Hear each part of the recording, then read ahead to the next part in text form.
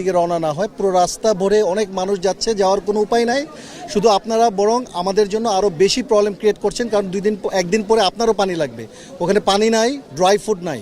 তো আমরা সব ক্যারি করার চেষ্টা করছি। যে কারো ভাবনার চেয়ে অনেক বেশি পানি এসেছে এবং পানির উচ্চতা বেশ উঁচু।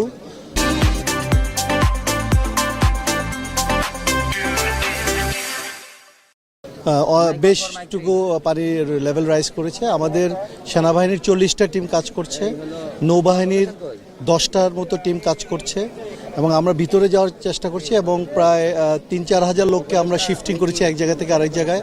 বাট পুরোপুরি তো আনা যায় না, একটা উঁচু জায়গা থেকে আর একটা উঁচু জায়গায়। এখন আমাদের আমি আসার পথে দেখলাম ফুলগাজীতে প্রায় 1 হাত পানি কমেছে। ফুলগাজীতে, পরশুরামেও আমাদের আজকে 3টা টিম গেছে, 3টা টিম ওখানেও বেশ কিছু পানি কমেছে বলে আমি শুনেছি। আমি পরশুরাম পর্যন্ত যেতে পারি।